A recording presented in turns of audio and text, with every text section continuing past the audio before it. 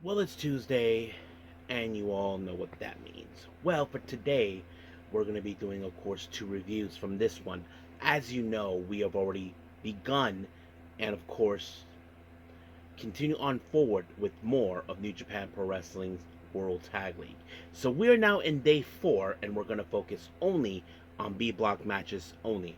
Now, keep in mind, folks, day 2, B Block had their first matches, and some half of these of the tag teams have received their first 2 points. But the real question we will ask, who will be getting their next 2 points, or the ones who did not get their first 2 points will get their first 2 points. So you know how that is. So we'll see how that will go on.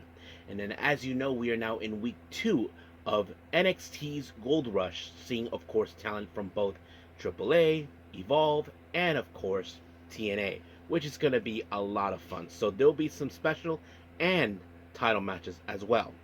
And then, of course, we're going to be doing a very interesting thing. Now, many of you may know this individual, Chris Van Vliet. Well, he had some interesting interview with, of course, Swerve Strickland. He talked about certain things that I think are fascinating about certain wrestlers that he's been keeping an eye out, who he would like to work with, what made him decide to work with Tony Khan, that sort of thing. So we'll be doing a bit of a discussion on this part, try to understand exactly what he means and do we agree with him.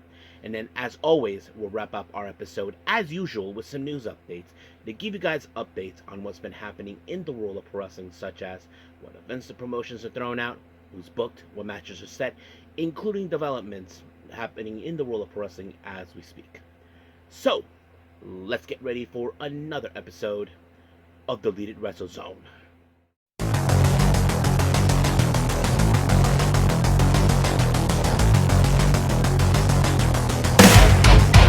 Are you ready? Get up, get up! Get up, get up! Get up, get up! Get up, get up! Get up, get up! Get up, get up! Hey everyone, welcome to the Deleted Wrestle Zone, all things that is pro wrestling with AEW, NXT, New Japan Pro Wrestling, TNA, the National Wrestling Alliance, various promotions, wrestlers, matches, and championships. I am your host, J-Rod here. So, if you are new to the channel, welcome. This is a channel where we do a lot of pro wrestling reviews from various promotions, not only here in the United States, but also in Japan, Mexico, Canada, Europe, the UK, anywhere where pro wrestling is not as big, but it continues to grow. We also, of course, do discussion videos, talk about various topics such as the wrestlers themselves, the promotions, factions, storylines, whatever we want to talk about. We also, of course, do more news updates. If certain information has been unable to be on this episode, we can either put it on the next one or on a separate video by itself. We also, of course, do real-time news updates to keep you guys on alert if something has happened in the world of wrestling that needs to be addressed ASAP. We also, of course, got the Unagi Sayaka Watch and various other cool wrestling content as well. So if you like what you see, please subscribe to us or click on that subscribe button. You'll be getting a lot of daily reviews and other cool wrestling content as well. But if you like this episode, please give us a like on the like button or a nice comment in the description down below. Now, enough of the yapping, so it's time to boogie. So let's begin, of course, with New Japan Pro Wrestling with Day 4 of World Tag League.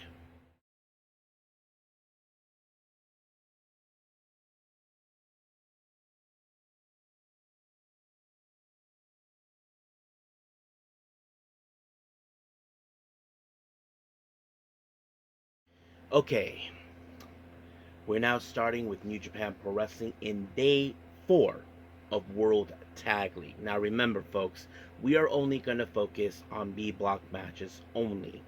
So as you probably know, Day 2 was in fact the official day for the B blockers, of course, to have their first 2 points. Now half of them have already received them, but the obvious question we ask ourselves, who will be getting their next 2 points in advancing? Who will be staying in the bottom? Or will the ones who did not able to get their first 2 points on Day 2 will get their official 2 points? Well, we'll see about that. Now, let's see how this goes. The first match we have the United Empire, consisting of Cal Newman and Grado Khan. They take on Monster Sauce, Alex Zane, and Lance Archer. Now, keep in mind, Monster Sauce did receive their first 2 points on day 2. However, the United Empire did not. But much of this match, you might have noticed, if you haven't seen it yet, Jacob Austin Young tried to interfere in this match to ensure in some way and capacity that the United Empire gets their first 2 points. But unfortunately, things didn't go according to plan for Monster Sauce because of the interference coming from Jacob Austin Young. And then, of course, Cal Newman applied like a stop in the back of the head of Alex Zane. And just like that, 1, 2, 3, they get their first 2 points. So basically, both sides have 1 win and 1 loss. So that's the equal for each of them. They get 2 points. Now, our next match, well, as you all know, somehow, some way, Hiromu Takahashi and Dave Finlay were able to survive their first day together, teaming up, which was a very unusual teaming, but they're facing against, of course, El Phantasmo and Hiroshi Tanahashi. Now, nothing against Ace himself, since he has done some great, awesome work during his time in New Japan. I've often myself asked, how will this go on with Hiromu and Finlay? I mean, it's like the polar opposites attract in some capacity. I mean, it seems like they were able to get everything done when they faced against the Knockout Brothers, of course. But I have to say, they did it again. They were able to pick up their next 2 points, thanks to Finlay applying a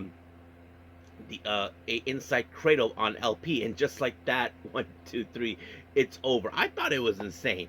And then there was that moment where, of course, Finlay said, "I applied the inside cradle." So I don't know exactly how the language barrier is between those two, but they were able to get their next 2 points, leaving them with the total points of 4, leaving them, as we speak, as undefeated in some capacity, leaving, of course, LP and Tanahashi still at the bottom with 0. Now, our next match, we have, of course, the House of Losers, of course, Sonata and Ren Narita taking on the Knockout Brothers, Oscar and Yuto Ice. However, I have to say, the Knockout Brothers really did their homework. They initially made the beeline straight to those idiots. Not because they knew their tactics. Let's just say that their frustration is that they lost to Finlay and Hiromu. I mean, I'm sure many of you would have thought, why didn't they take their frustration on them? Look, Finlay was the one who brought them into the whole War Dogs. They can't go up against them. But what's a better way to take their frustrations out on these jerk monkeys? Of course, we all know when it comes to the House of Losers, they determine to win by any means necessary, cheating. And that's exactly what they tried to do. But once again, the same old crap happened. It was Ren Narita that picked up the win with the hellish guillotine onto Yuto Ice. And just like that, 1, 2, 3, they get their first 2 points, leaving, of course, the Knockout Brothers still at 0. So this is a problem, I think. We cannot have the IWGP Tag Team Champions at the bottom, which is not going to look good. But we know that in some capacity, if by any means necessary, Narita and Sonata were unable to succeed in winning World Tag League, they can cash in an opportunity for these belts at another time. So that could possibly happen, and I think that's the last thing anybody in New Japan wants to see. Now, our main event, we have TMDK's Ryohei Oiwa and Zack Sabre Jr. taking on Shota Umino and Yuya Uemura. Now, we know that these guys are not no strangers with each other in some capacity.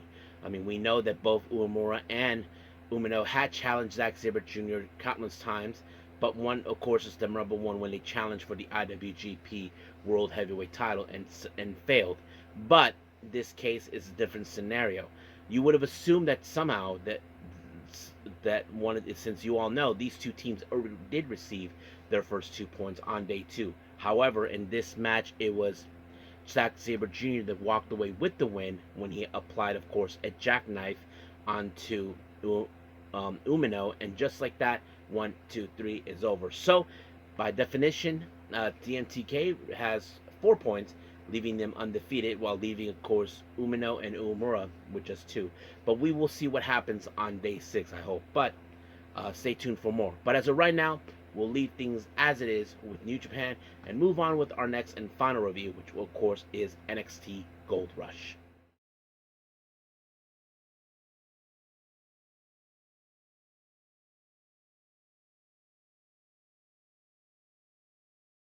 Okay, so as you already know, NXT continues with week 2 of Gold Rush. Now, for those who are not familiarized with this event, this is a collaboration not only with NXT but also the other WWE brand, Evolve, and not to mention their umbrella company down in Mexico, AAA and TNA.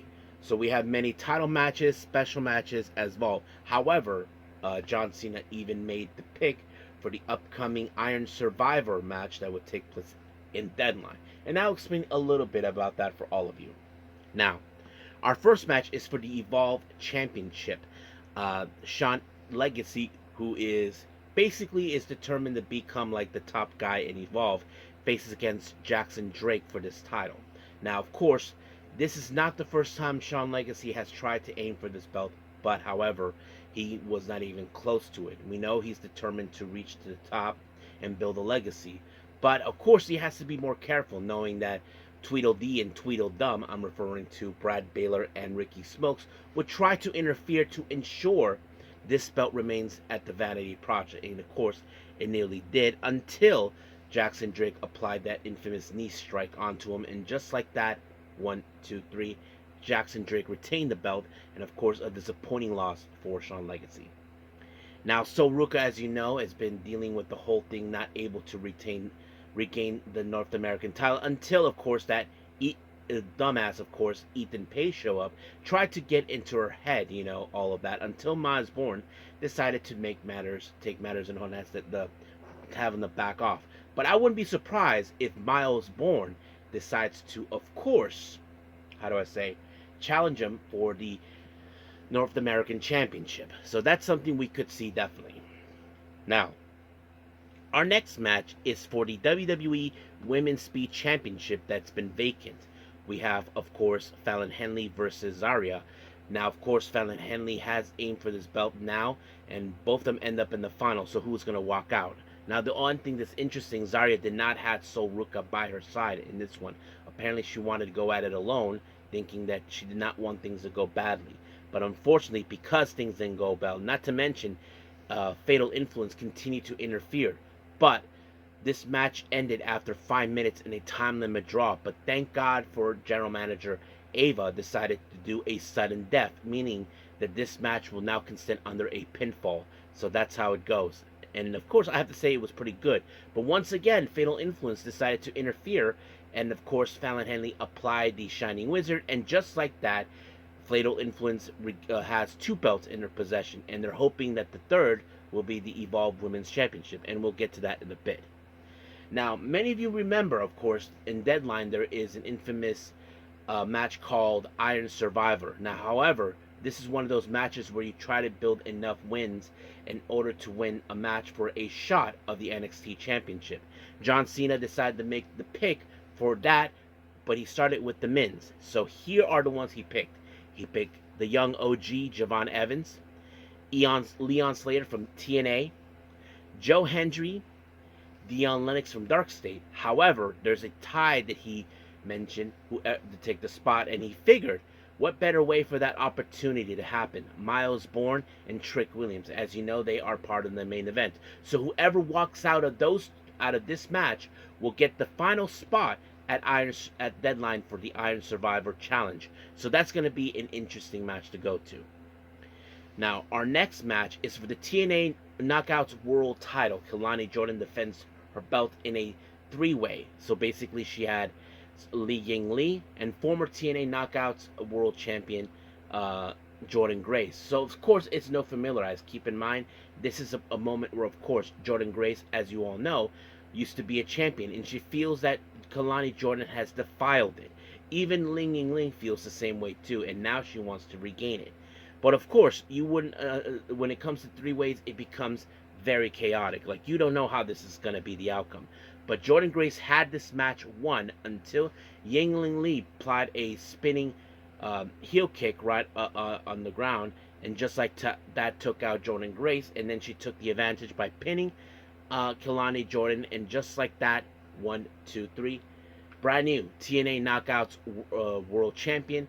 And of course, Carlos Silva presented the belt on, and of course TNA are going to be thrilled, knowing too well that this belt is back where it rightfully belongs. So we'll see where that goes from there. Now, Fatal Influence, as you know, they're happy with the fact they have 2 belts in their possession, and they're hoping that the Women's Evolve Championship will be theirs. However, Ava was not going to take any chances, so she decided to ban both JC Jane and Fallon Henley from interfering in this match. And of course, they act like she can't do that. Well, she just did, because this is her show. Now, speaking of the Evolve Women's Championship, we have Lainey Reed taking on Kendall Gray. So I thought the match was going to be interesting, real fun. Ren Sinclair was by her side as always, making sure she is doing a good job, trying to find ways to get out of her holds. But of course, people like to disregard the ban order from the general manager. Well, JZ Jane and Fallon Henley decided to show up, and Ren Sinclair decided to take matters in her own hands, and not to mention Charlie Dempsey showed up.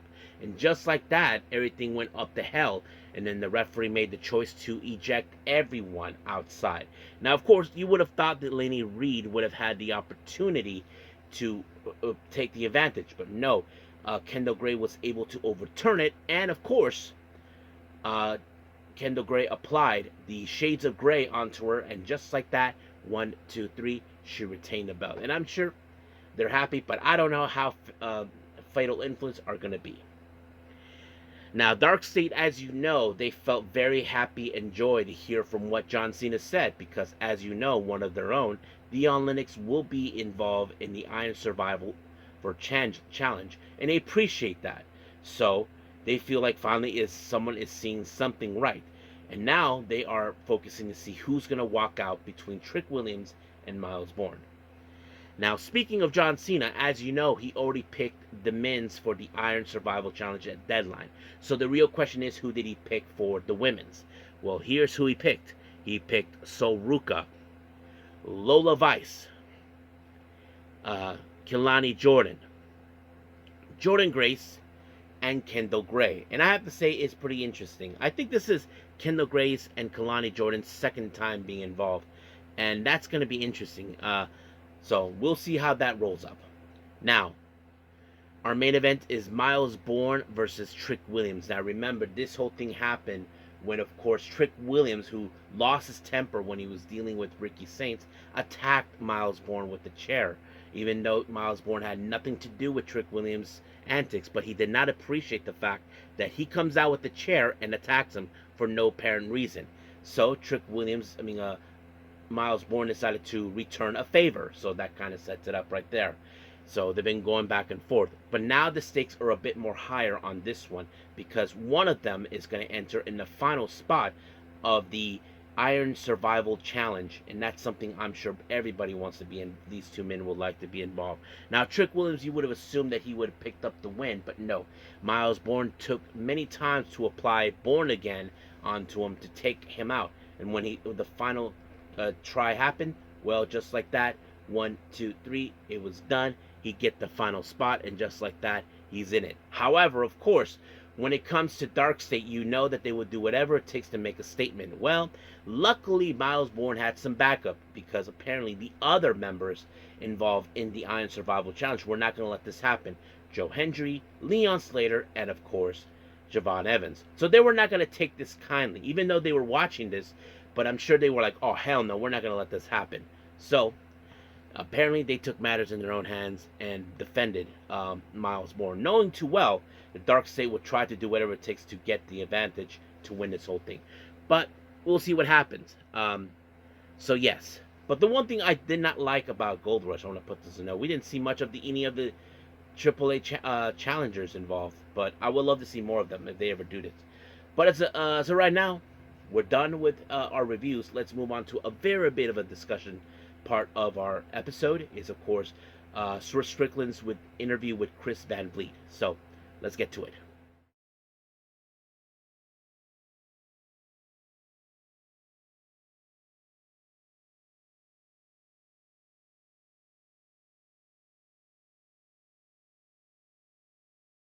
Okay, so we're going to be doing a bit of a discussion video here for all of you. So many of you may not have seen this before, but here it is.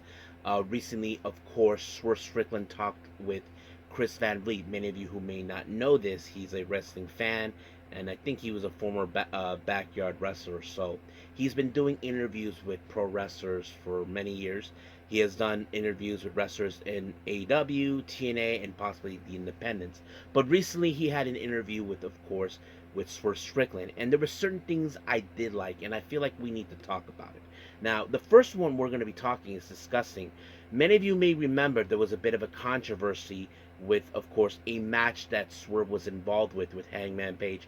The spot where where Hangman put a syringe in his mouth. People find it very disgusting, very uncalled for. But of course, he had to reflect on that part, and he kind of gave his reaction, what he got from this. But at the same time, he gave his thoughts. What was it about? Why did they had to go this direction? And this is what he said.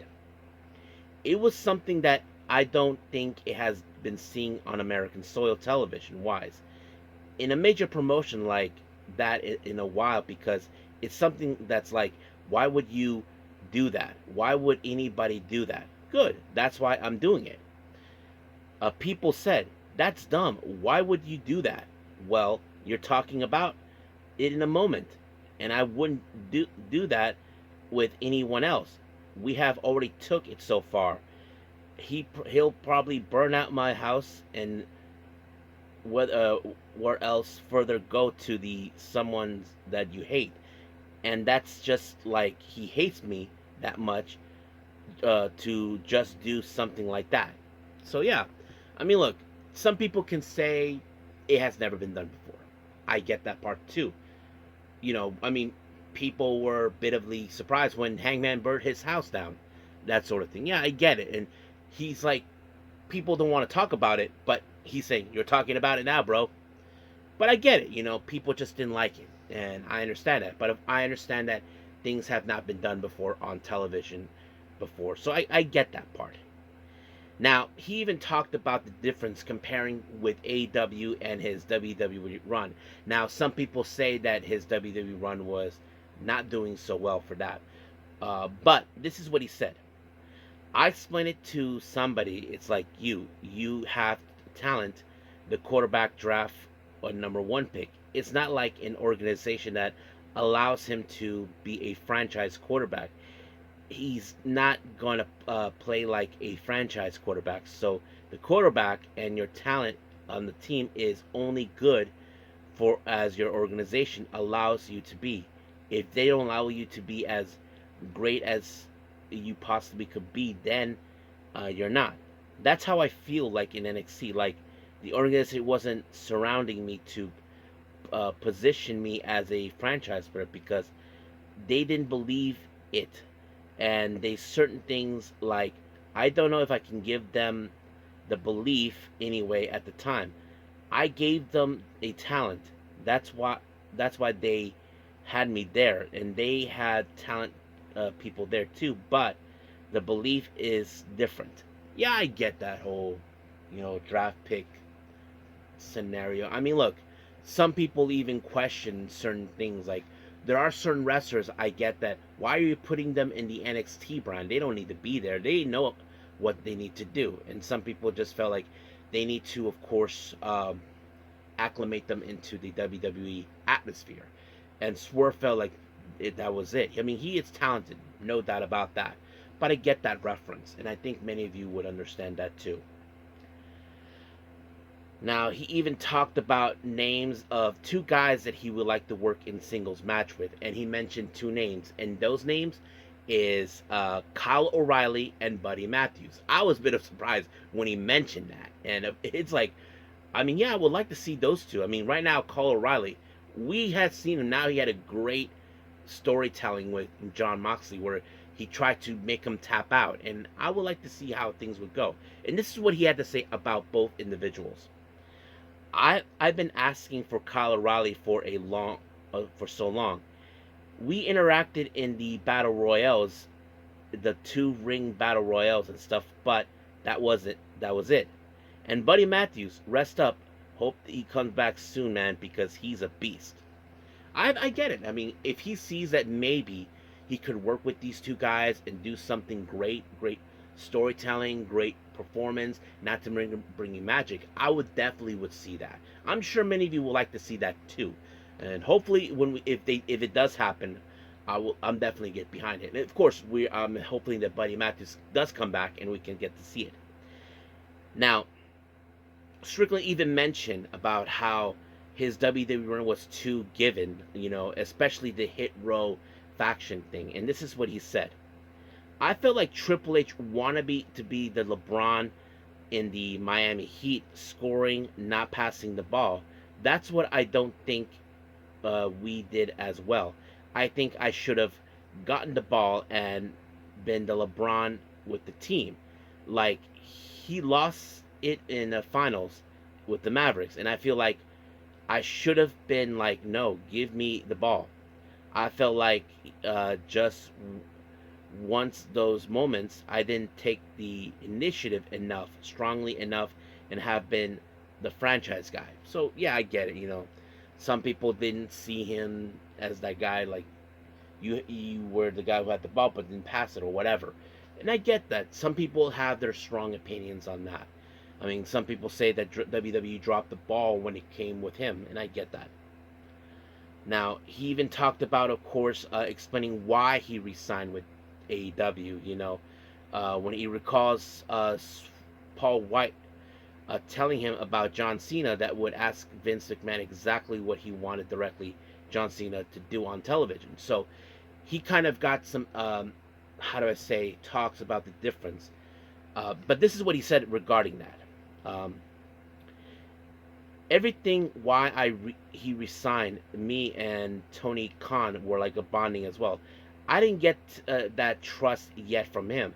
And once I finally did, not only just to trust to do what I want on television, I think people thinks I like, oh, just do whatever you want on television. It's like, no, it's more like that. It's not like that.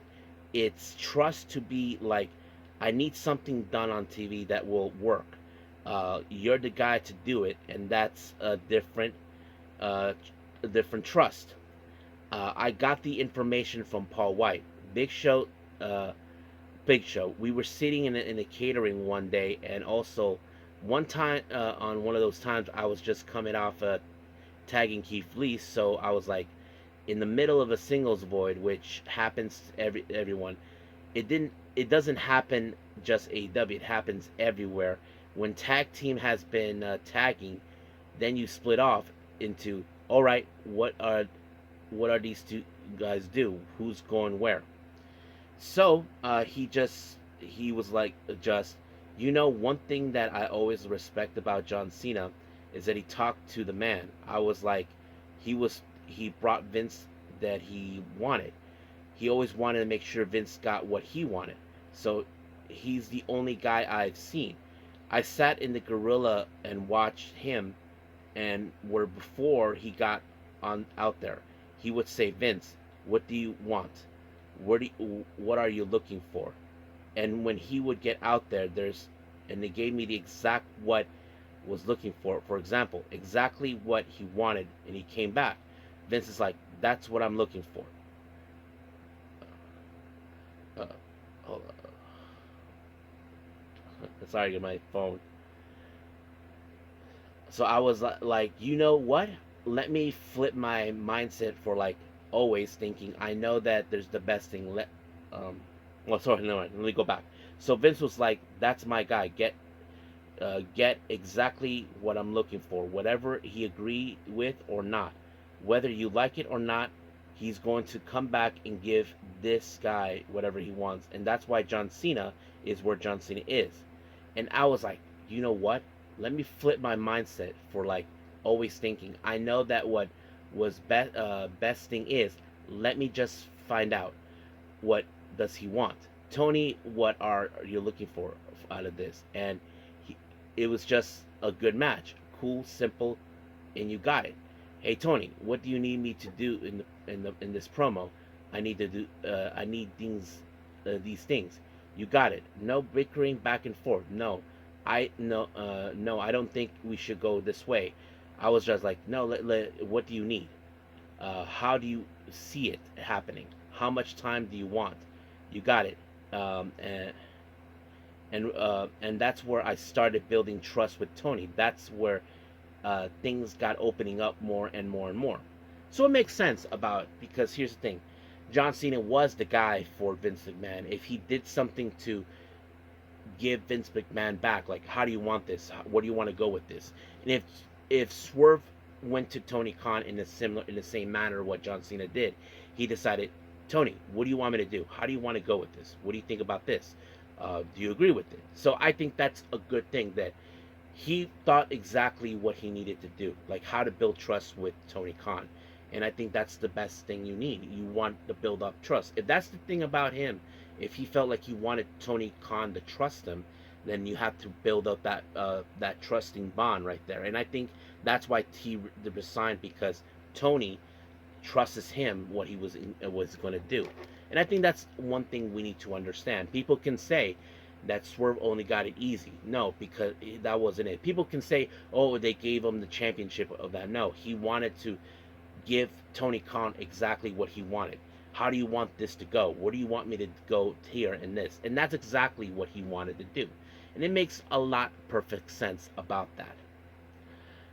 Now, he even recently he talked about, of course, wrestlers that he's been keeping an eye on, like Kyle Hetcher, Kevin Knight, Tekla, and Megan Bayne, as talents that he's excited to watch continue and grow. And I get it. He's the kind of guy who watches other wrestlers. I mean, we're looking at Megan Bayne, of course. She is a very strong, powerful wrestler. I mean, I think many people are probably expecting her to become AEW Women's Champion soon, but we'll see about that. And of course, Kyle Fletcher, of course, the Kevin Knight, we know he's very talented. We're waiting for his first ever AEW championship that he can get.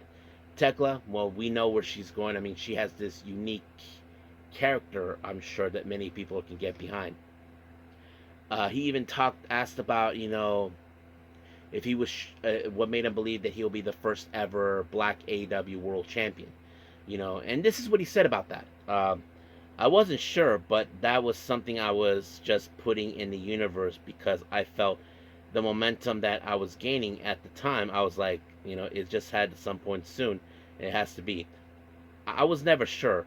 I was never reassured. It was just wasn't written in my contract that I had to be world champion, but a world champion by X amount of time. I didn't have any of those specialties. I didn't have any of those commitments. I didn't have any promises. It was just like that. That's something that I have believed, and I believed it. The fans will believe it, and if the fans believe it, then that's what gets you those championships. It makes sense. I mean, yeah, it was not like he asked, let me be the AEW World Champion, but he did believe it, that he was going to become that person, which is obvious. I mean, look, many people when they're in WWE, your hopes that you become world champion, which is obvious. I mean, look at Cody Rhodes. WWE didn't think he was ever going to be, but they were mistaken until they realized when he left. And of course, 1 year after he came back, he became world champion. And many people see certain wrestlers that they will never see it. Others did hope that it would happen, and it just did. So it makes absolute sense on that. He even talked about, of course, finally, this is the last thing I'm going to talk about him. He even talks about wrestlers like Siobhan Evans. I'm happy that he's paying attention to wrestlers that are not even in WWE. But he does see a lot of things coming from him. I can't wait to see. He's keeping an eye on him. He knows that he is his own generation, and that he's going to conquer the entire wrestling world in his own way. And he truly believes that. And I get it. I mean, because here's the thing. Javon Evans, I'm not going to say he's the best wrestler yet, but he is very talented. And I think Swerve sees that too. He sees that he has the capability that maybe one day he will become that guy. And he's still young. He is rising up. He's showing the world what he can do. And that's exactly what it is. So, but I have to say, I like what his insights are. And if I ever got to meet him, I like to ask him certain things. But I have to say, I like this insight with the interviews he did with Chris Van Vliet. So I think that's pretty much it for now. So let's just move on with our last and final thing, news updates.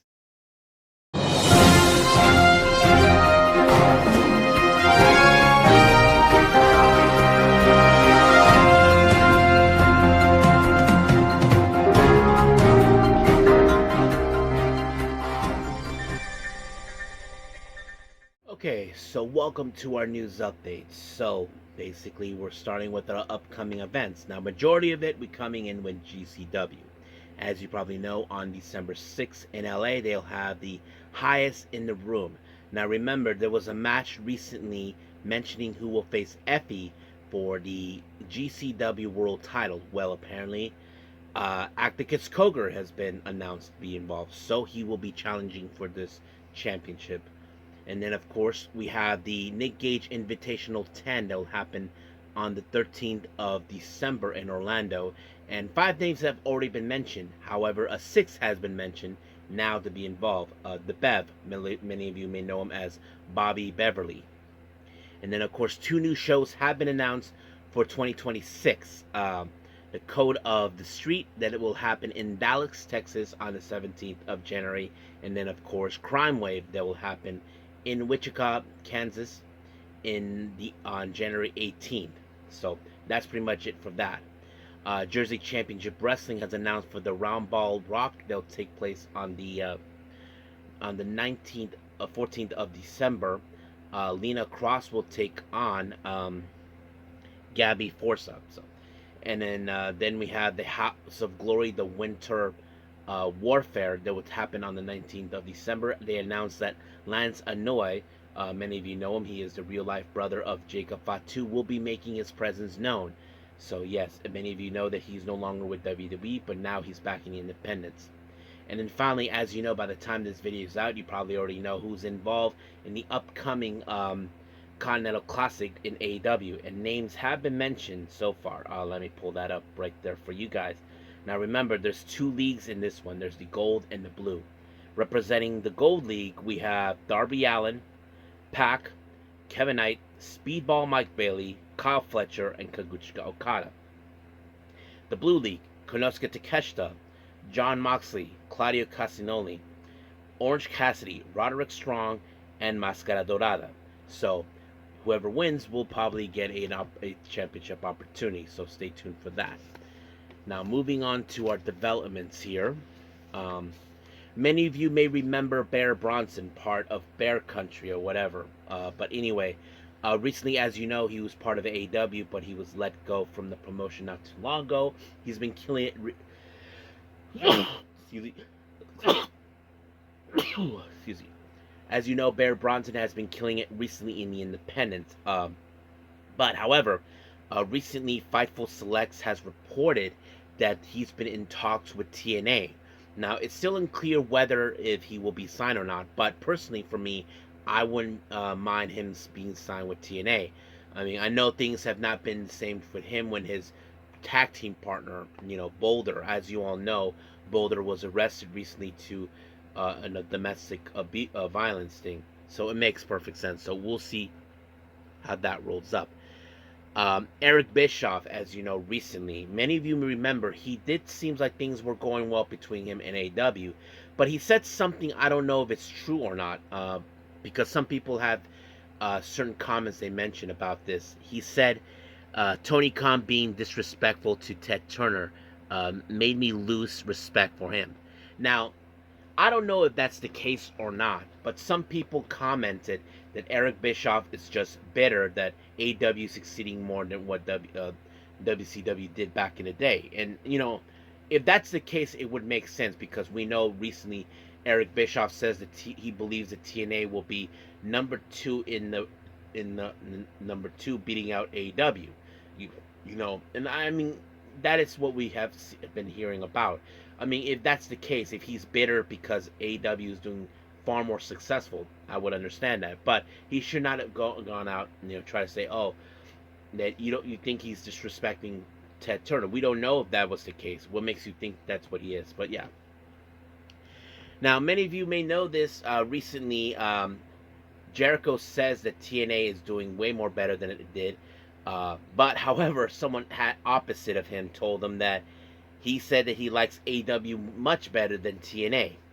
This is what that person is, the Nature Boy, Ric Flair. He said, oh, I like AEW much more than TNA. I don't know much about TNA because I haven't seen it.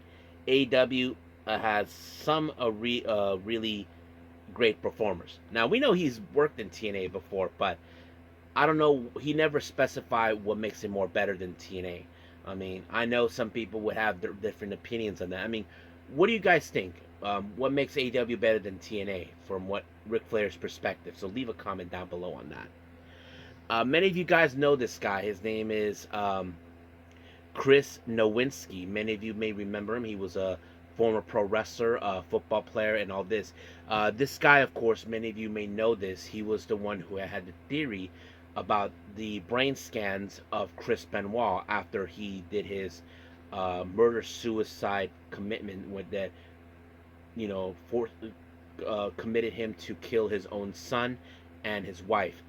And recently, he's been having like a bit of a, how do I say, uh, interacting with Tony Khan and the rest of AEW, and he said something. Let me post it up on his X account. He mentioned it earlier. This is what he said. I appreciate that Tony Khan and AEW continue to invite me to the Conscience F each year to share the latest on concussions and CTE with their talent and referees and staff. Pro wrestling is my favorite performance art, and I miss the ring, but hanging backstage scratches it itch a little. While it meant look dangerous, the goal is not to get not no one get hurt. Education about the brain injuries for talent is essential. The brain doesn't have pain nerves, so it can't warn you, but it hurt the way it twisted ankle can. Wrestling is tough enough as it is. So if I can't come off to the top rope anymore, I'm glad to play the role of helping keep wrestlers safe in the ring. I have to say, this guy, he's doing a great job to keep keep in mind. Remember, the initial thought with Chris Benoit, if you guys remember, they all thought it was the steroids, but it was in fact, of course, Chris Nowinski, who believed that something was wrong with his head. That he needed a CTE, and apparently it was severe damage. He even approached Chris Benoit's parents, and he wanted to do this, to have a different opinion about this. And of course, the situation is exactly what happened. And not to mention, Chavo Guerrero Jr. even asked for his own CTE scans to be done. And I'm glad that Tony Khan is taking this seriously, because it is about safety of the wrestlers. Because here's the thing: when it comes to having injuries in the brain, we don't know how extent it could be, because we don't. You may never know if you're injured, if you're concussed, because by the time you're passed out, you don't know for sure. But it's great that he's doing this, and I'm glad that Chris Nowinski is, even though he's not pro wrestling, he is trying to give awareness to this. And I'm glad that Tony Khan is playing that safe card right there. I don't know if WWE has ever done that, but is doing that. But I have to say, I'm glad that this guy is doing great. Now, Harley Cameron recently mentioned. Hold on, let's pull up here. Harley Cameron says she tries to train whenever she can. Names Nigel McGuinness, Orange Cassidy, Tyler Breeze, Sean Spears as some who helped her. And this is what she said. Before the shows, I get in the ring to train with whoever is available too. I think I got put in a very good position with very little experience, so it's important for me to put the work in, and I want to make sure to show I deserve to be there. A lot of people have really gracious with their time. I definitely want to thank especially Nigel McGuinness. He is someone who trains me with me almost every morning before work. Orange Cassidy, I have trained with him a lot too. And when I'm home, I train with Tyler Breeze and Sean Spears. And I definitely try to train whenever I can, because I know if anything doesn't go to plan, I can look back and say, I'm doing everything I can. And I'm still learning as I'm going on TV. It's a lot of work when you are in TV. So I feel the expectation is high. I want to make sure I put in the work. I have to say, I give Harley Cameron credit. I mean, yes, guys, look, it's not easy to do what you're doing in the ring. Sometimes things may not go according to plan. If you're gonna do a move, you got to do it right, because if you messes up, that's on you. I mean, I seen wrestlers, especially in the Japanese wrestling scene. Like I seen videos with Waka Tsukiyama try to perfect a move that she wanted to do, and I seen that, and it makes perfect sense. I mean, yeah, you gotta, of course, get everything right, and you don't want to make a fool of yourself. And I respect Harley Cameron for that. Um, oh yeah, many of you, as you know, about months ago during WrestleMania week, we did witness WWE purchase AAA, and apparently recently they just announced that they are going to be have a Fox deal in Mexico, Central America, and South America, beginning of 2026. Yes, so they have a TV deal that will happen starting early next year, and this is what they had to say. This is from Triple H. The WWE and AEW partnership continues to showcase the best of lucha libre and honor the history of a legacy that's incredibly cultured.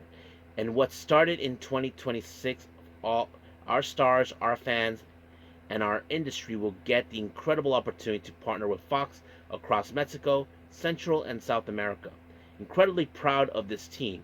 This has been a project driven by passion and growth with collaboration across both companies. I'm looking forward to 2026 and beyond.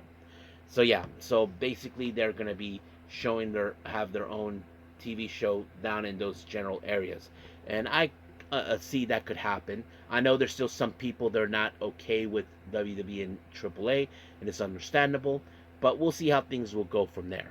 Now, many of you guys know this. Brodie Lee Jr., the son of John Hubbard, many of you may know him as Luke Harper and Brodie Lee, he talked about clarifying his AEW contract, and he kind of gave it away on this one. So, he kind of, this is what he says. I'm not signed. Everybody thinks I'm signed. I'm not signed. I'm not signed a contract to. The deal was when I turn 18, if I want to that contract, it's always open. The only thing I'm really signed was it's that I signed a random contract when I'm 18 versus Mox in a death match. I don't know if I'll take that open up. I definitely wrestle him, but I don't know in a death match though. Yeah, I get it. People assume that's the case. I mean, look, he doesn't show up every single week. He is still a kid. He needs to go to school, gets his education. I know he's trying to, as you all know, it's not easy for someone like him losing his dad, and all that. I know he's trying to, try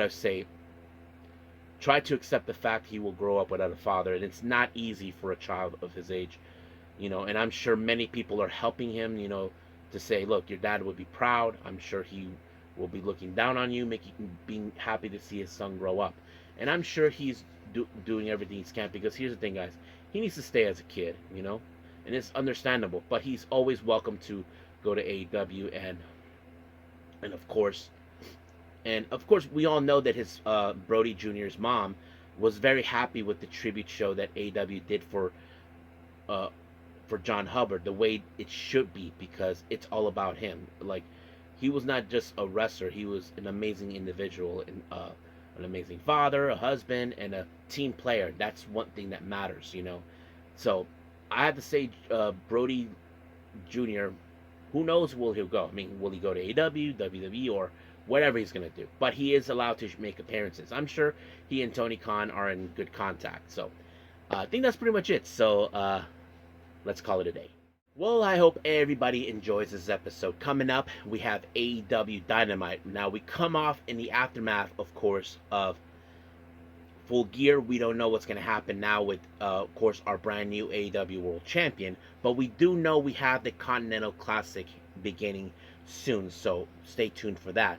I think we do have some Evolve matches. And I think we continue with more of New Japan's, World Tag League. I think we're going to be entering day 5 on this. I do know that I'm a bit behind with Stardom with some of their events, so I'll try to catch up with those. But I also want to make a note. I don't know about this Thursday with TNA, because it's Thanksgiving. If there's nothing with TNA, I'm going to consider starting with the Stardom thing. I don't know about Ring of Honor. That's something I don't know yet. But we'll see. But until then, I will see you guys in the next DWZ time. Same DWZ channel. I must bid all of you adieu. So, goodbye. And have a nice day. Bang.